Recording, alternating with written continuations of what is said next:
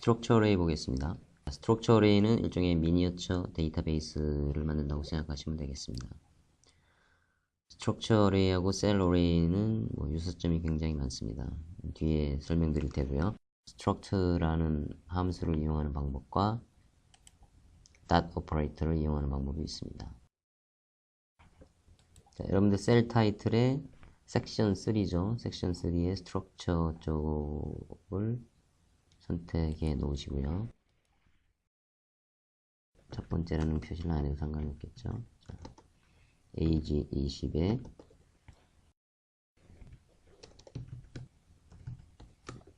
이런 식으로 정의하시면 좌측에 field name, 우측에 field value, 이 콜론을 중심으로 스트럭처 타입은 보시는 바와 같이 디스플레이가 됩니다. 자, 나머지 두 번째 비프를 하고 싶으면 people2로 해서 이렇게 정의를 하시면 되겠습니다. 두 번째 정의할 때부터는 field value가 안 보이고 1by2 structure array라고만 나오죠. 이제 동일한 방식으로 다른 structure 변수를 사용해 보겠습니다. name은 자, 철수라고 일단 하겠습니다. student 전공 나이로 할까요? 자, 첫 번째 학생에 대해서 이렇게 정의를 하고요. 아까 struct 함수를 사용하는 거하고 거의 유사한데 이 dot 오퍼레이터를 써서 하는 경우에는 field name을 각각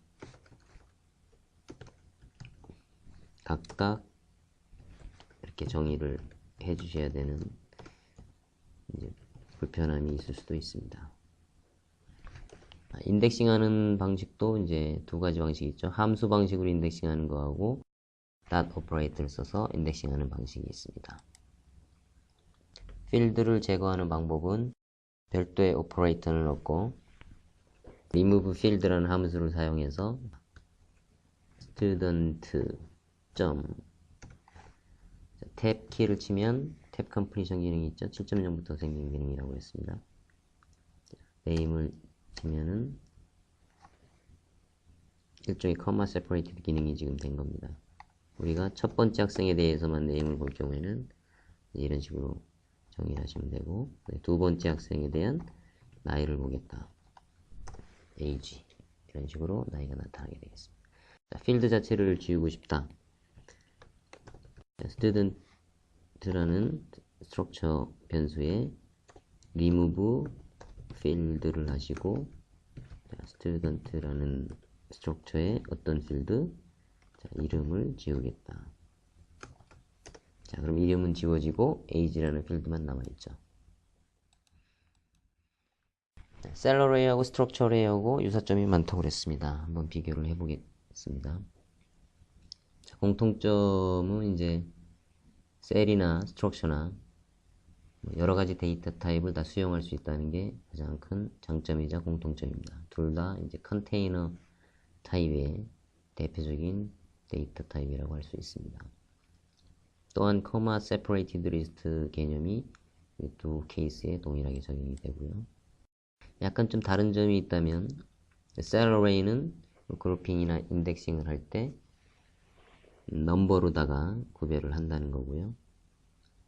우리가 매트릭스를 정의하거나 인덱싱할 때 괄호를 이용해서 사용한 그런 매니플레이션을 셀 어레이에서는 그대로 이용을 할 수가 있습니다.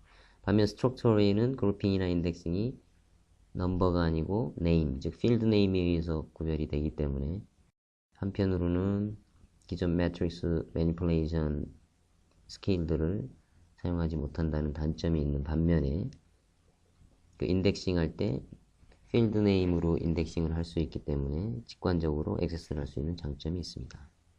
예를 들자면 이런 케이스겠죠. 2x2 셀 어레이로 그 서브젝트와 스코어를 따로따로 구별을 해놓은 겁니다. 각 수학과 물리 과목의 성적이라는 걸 어림짐작으로 알 뿐이지 사실은 직관적으로 접근하기는 사실 조금 어렵죠. 반면에 스트럭처 어레이로 정의를 하면은 그 필드 네임 자체가 이게 넘버 대신에 그 스트링 네임으로 되어 있기 때문에 이 math는 지금 과목을 얘기하는 거고, 이 90, 85는 스코어 점수를 얘기하는구나 하고 쉽게 접근할 수 있는 장점이 있죠. 그래서 셀 array는 이 넘버에 의해서 사실은 데이터 타입을 이렇게 구별할 수 있는 거고, 스트럭처 array는 네임에 의해서 구별하기 때문에 데이터베이스 용도로는 굉장히 적합하다고 볼 수 있겠습니다. 또한 이제 comma separated list를 보여준 예인데요. 전체를 다 인덱싱하지 않고 그 스코어만 우리가 인덱싱하고 싶을 때, 자, 셀 데이터 타입 같은 경우 모든 행의 두 번째 열이 요 지금 85하고 90이죠. 이 두 개만 comma separate list를 하겠다는 개념이고, 자, structure array는 반대로 structure 변수에다가 not score만 해주시면 comma separate list 개념이 되니까 훨씬 더 액세스하기가 쉽죠. 한번 보겠습니다.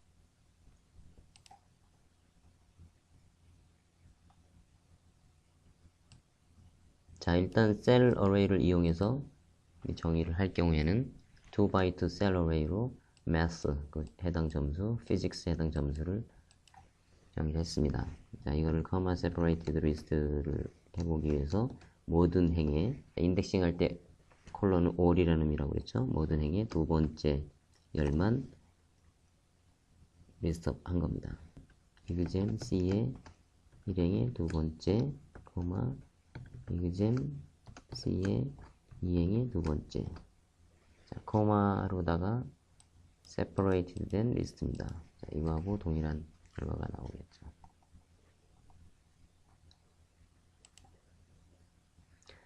이번에는 스트럭처로다가 정의한 케이스입니다. 자, 스트럭처로 정의하면 이런 식으로 그 필드 네임이 서브젝트하고 스코어가 나오죠. 우리가 comma separated list 개념을 하고 싶으면 점 스코어만 해주시면 스코어에 대한 점수만 쭉 리스트업 되니까 훨씬 더 액세싱하기가 쉽다는 걸 알 수 있습니다. 자, 다음으로 펑션 핸들 어레이 보겠습니다. 펑션 핸들 어레이는 펑셔널 아규먼트를 패싱할 때 주로 사용하신다고 보면 되겠고요. 그 매트랩에 펑션이라는 것이 있습니다. Ordinary Differential Equation Solver, ODE Solver 라든지 옵티마이제이션에 사용하는 대부분의 함수들이 펑션 자체를 인풋 아규먼트로 사용하는 펑셔널 아규먼트 컬을 하고 있습니다. 예를 들자면 펑션 플러스라는 f플랫이라는 함수는 그 함수명을 패싱하게 되어 있는데요.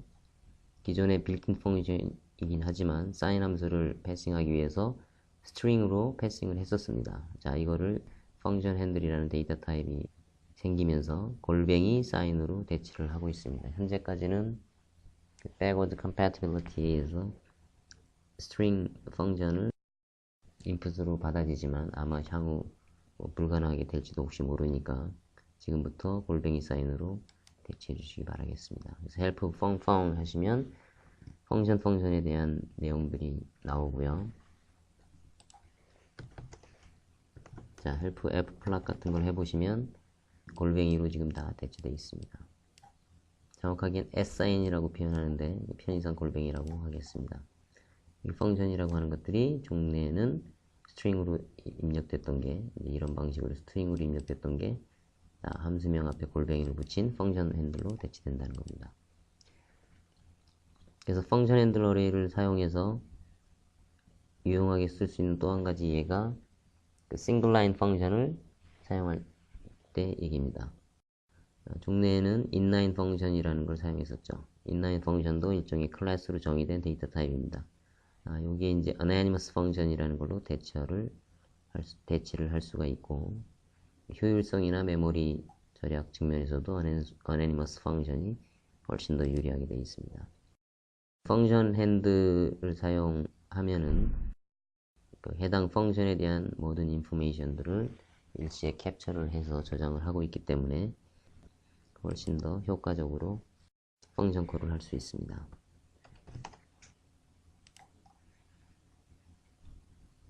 f플랫 예를 한번 먼저 보겠습니다.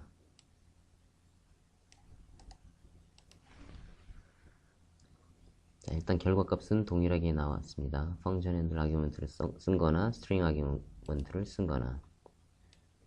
자, 사용 방법상에서 펑션 핸들은 골뱅이 사인을 했고 스트링 아규먼트는 스트링으로 넘겨줬다는 거죠. functions라는 함수를 이용해서 보시는 바와 같이 해당 펑션에 대한 모든 인포메이션들을 스트럭처 타입으로 가지고 있습니다. 저 펑션의 파일 위치를 알고 싶으면 스트럭처 타입식으로 인덱싱 할 수 있죠. info.fieldName 넣으셔서 저 펑션에 대한 현재 위치를 뭐 파악한다거나 이런 게 가능하죠. 자, 다음으로 펑션 핸들 array를 이용해서 사용하는 방식이 뭐뭐 있는지 한번 보겠습니다. 자, m파일 펑션에다가 골뱅이를 붙여서 단순하게 펑션을 만드는 방식이죠. 자, f0는 제로점을 찾는 함수입니다. 그래서 펑션을 인풋으로 받는 함수인데 종래 스트링으로 받던 것들을 보시는 바와 같이 펑션 핸들로 정의해서 넘겨준 케이스입니다. 그래서 제로점이니까 거의 뭐 1.3 근처가 되겠죠. 펑션 핸들 어레이 데이터 타입임에도 불구하고 마치 펑션처럼 사용할 수가 있습니다. 이걸 여기다 넣으면 당연히 제로점을 찾는 거니까 y 값이 0이 되겠죠. 그래서 종래에 fevaluation이라는 함수가 무용지물이 될 수 있겠습니다. 왜냐면 펑션 핸들을 바로 그냥 사용해버리면 되기 때문에요. 다음으로 anonymous 펑션을 한번 보겠습니다. anonymous 펑션은 anonymous가 익명이라는 뜻이죠. 함수명 자체는 사실은 없습니다. f는 이제 입력 변수값 변수를 정의한 거고요. 골뱅이 가로 열고 f 하시고 5 곱하기 화씨를 섭씨로 변환하는 함수입니다. 그래서 이 f2c라는 변수에 저장을 했지만 이 f2c가 결국은 함수 이름이 되는 셈이 되겠습니다. 마찬가지로 이제 종래 inline 펑션도 유사하게 정의를 할 수가 있습니다. 둘 사이 한번 비교를 한번 해보겠습니다. 자, 펑션 핸들을 m 파일에 붙이는 케이스입니다. 이런 식으로 홈스라는 함수에다가 골뱅이만 붙이면 whose f를 해보시면 이 펑션 핸들 어레이로 되어 있죠. help homes 하면은 homes라는 표준 함수가 있습니다. 거기 앞에다 이 골뱅이만 붙이시면 되겠습니다. 그래서 이 f를 스트링 대신에 input 아규먼트로 넘기고 f0를 통해서 제로점을 구한 다음에 이제 y 값을 구합니다. 당연히 y 값은 0이 되겠죠. 제로를 찾는 함수니까. 그래서 이것을 플라팅을 해서 제로점을 포인트를 찍은 케이스를 보여드린 겁니다. 자, anonymous 펑션 정의하는 거 한번 보겠습니다. 골뱅이 가로 열고 뭐 원하시는 변수명 쓰시고 하시면 자, whose f2c 해보시면 펑션 핸들 array라는 사실 데이터 타입입니다. 그럼에도 불구하고 f2c에서 뭐 100 하면은 100도 f가 거의 36 사람 체온 비슷하게 되어 있죠. 37.7도시로 변환됨을 알 수 있습니다.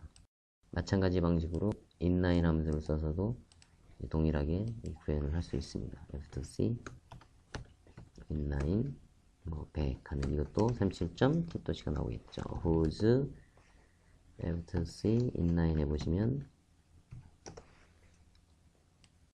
이것도 inline object라는 클래스 데이터 타입이고 바이트 수가 아까 펑션 핸들 어레이는 16바이트지만 840바이트나 차지하죠. 다시 정리를 하면 f2c inline과 f2c를 비교하면 바이트 수 차이가 굉장히 많이 납니다. 또 inline 펑션은 펑션의 정의가 길어지면 길어질수록 바이트 수도 늘어납니다. inline object는 anonymous 펑션으로 대처되기 때문에 사실은 더 이상 쓸 일이 없습니다. 퍼포먼스나 메모리 차지하는 부분에 있어서도 anonymous 펑션보다 뭐 좋을 게 하나도 없죠. 퍼포먼스 차이는 나중에 매트랩 스타일 코딩 스킬에서 한번 비교를 해보겠습니다. 그래서 콜링 컨벤션은 뭐 일반 펑션을 부르는 것과 동일하게 사용할 수가 있습니다. 멀티 디멘셔널 어레이는 n 디멘전까지 가능하지만 3차원 이상은 이제 비주얼라이제이션 하기가 어렵기 때문에 3차원 디멘전을 예를 들은 겁니다. 멀티 디멘전은 이제 페이지로 얘기합니다. 소위 말해서 첫 번째 페이지, 두 번째 페이지로 적층되는 페이지 n까지 이렇게 가능한 구조입니다. 그래서 만드시는 방법은 2D 개념에서는 매직 펑션 4 이렇게 정의를 하겠죠. 파스칼 펑션을 두 번째 페이지에 넣고 싶다 하면은 컬런, 컬런, 2 하시면 두 번째 페이지에 데이터가 적층되게 되어 있습니다. ND Array Creation 한 방법이 앞서 하신 방법도 있지만 CAT, Concatenation 함수를 이용해서 앞에 디멘전을 써주시면 쉽게 할 수 있는 방법이 있죠.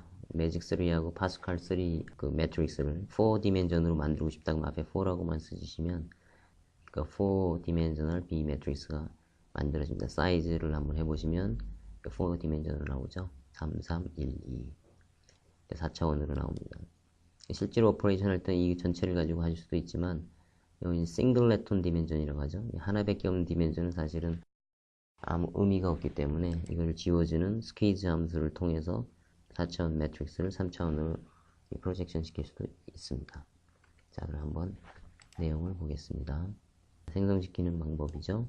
자, 매직4 이렇게 있을 때 현재 상태에서 whose A에 보시면 그냥 4x4 2디멘전입니다.